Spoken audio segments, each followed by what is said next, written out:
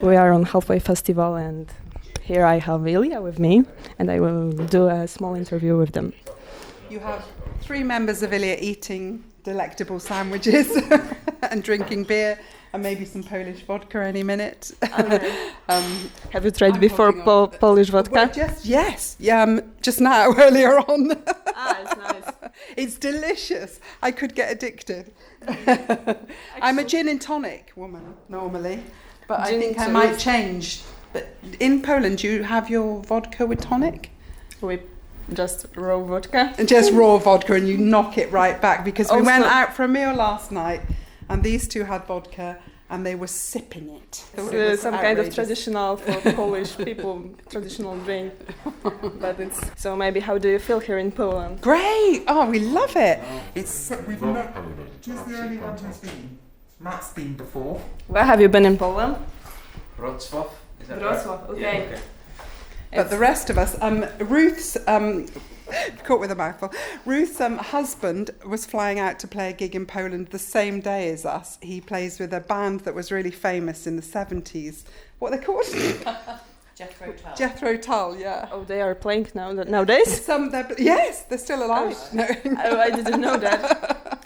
So I found the information that it's been a while since you've been last on the stage. So what?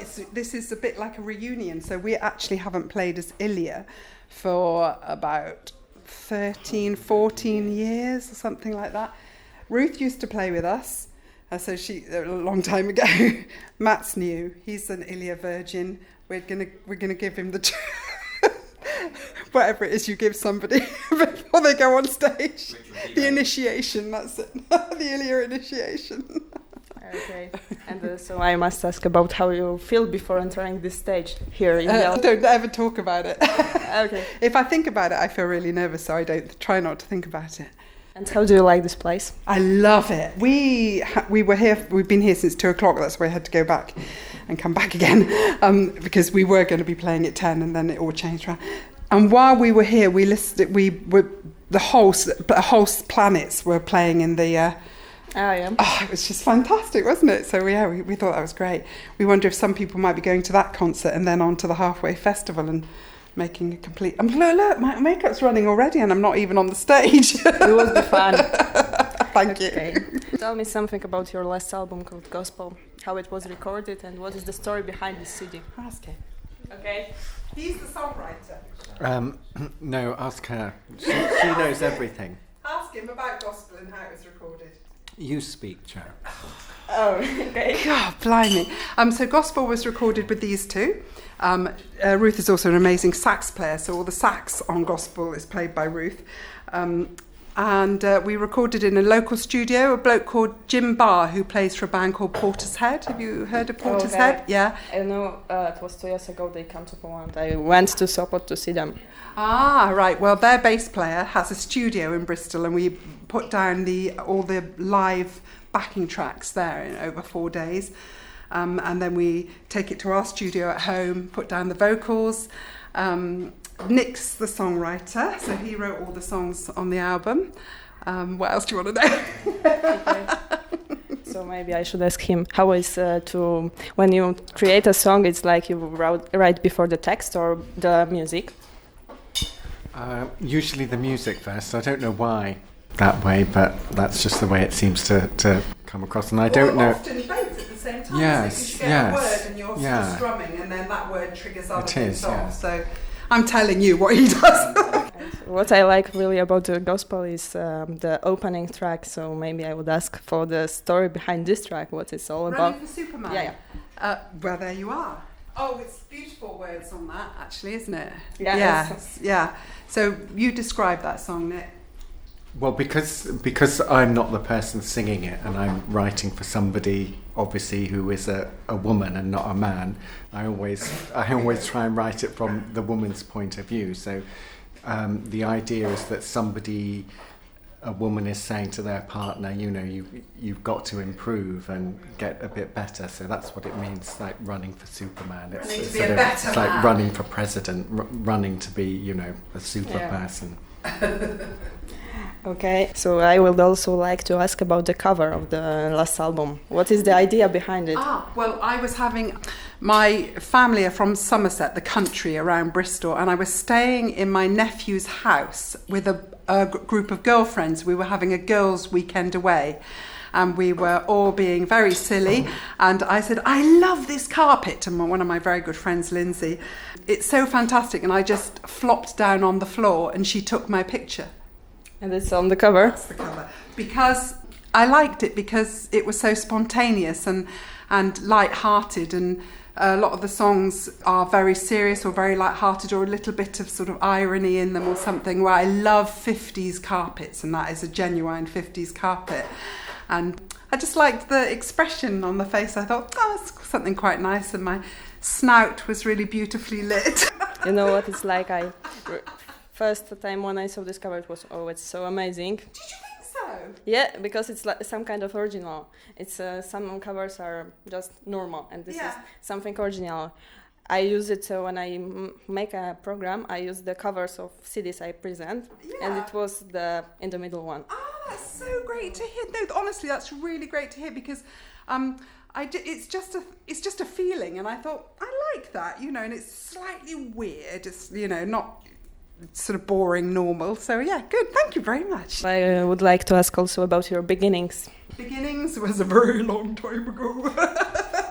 It was quite the beginnings with music. Yeah. What? The beginnings of Ilya? Yeah. When was the beginnings of Ilya? God, 98, something like that. 1997. God, I can't remember. How did we get? We were doing a lot of. We'd been doing music, Nick and I. We've known each other for 30 years, and we've been doing music together. And then we had children, and we thought, we're not going to succeed now. And but we carried on doing music. We did a lot of function bands, which is like playing at weddings and parties, and we're doing lots of jazz, loads of jazz and blues and blah blah blah.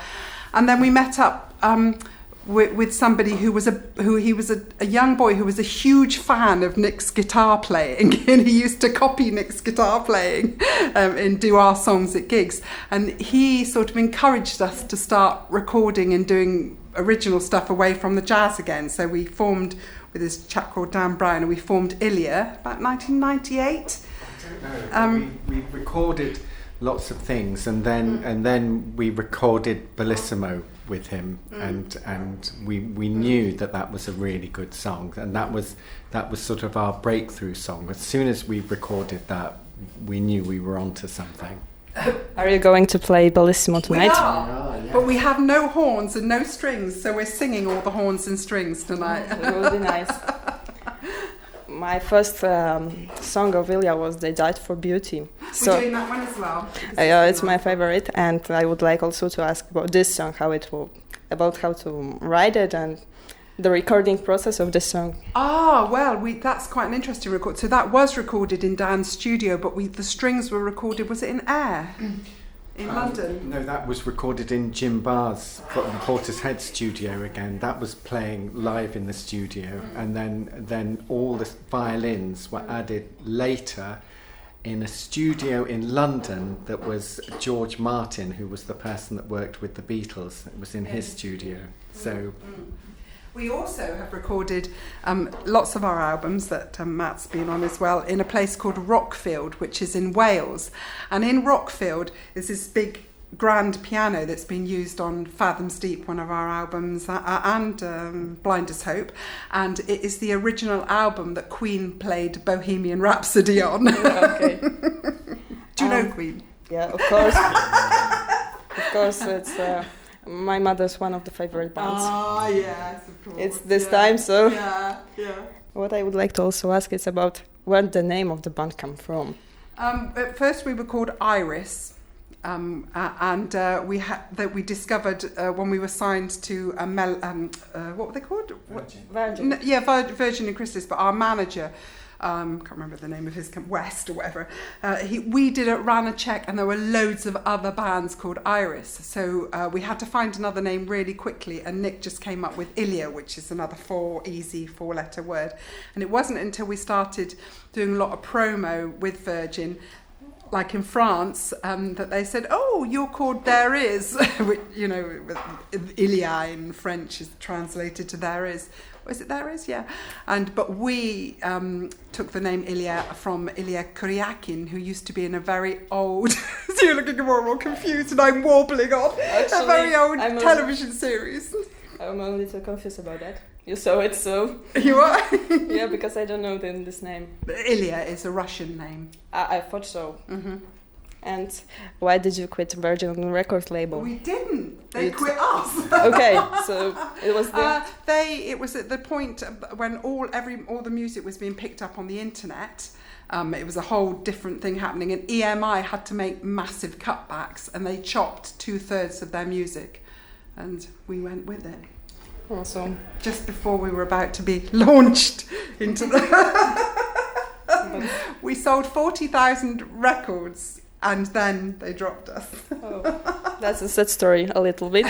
But I see that you don't care really about it. No, fuck 'em. Oh, sorry. Edit that bit.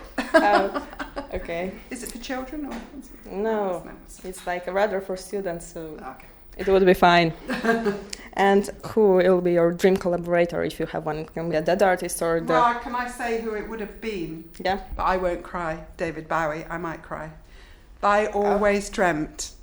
And then when we heard his new album recently, I did cry. This was before he was dead, because I'd never heard anything so brilliant, and I was just so bowled over by somebody of his age still making incredible music. And I've always wanted to do a song with David Bowie. Me personally, what about you, Ruth? Who's your dream collaborator? You, Joe. Also David Bowie? Also, no, Joanna. Okay, Joanna. I paid him. I found on the record called Carving Hands. Oh yeah, Carving Heads, yeah. I found 2 songs or 3 songs in Spanish. No, that's me making up a language. I got to the point where I just got really sick of lyrics, and I didn't believe anything. So I just wanted to use my voice like an instrument with sounds. So half of it's made up and half of it's slightly ambient, poetic. It sounds a little bit like Spanish. It does, yeah, good. Or Portuguese, yeah. I know Portuguese, I won't say so, but it's there are songs from this album in this strange language. Yes, For me, it's like one of the best from this album. Oh, which one do you like on that album? At the opening one. Yeah, is that Prairie Dogs? Yeah. Me too.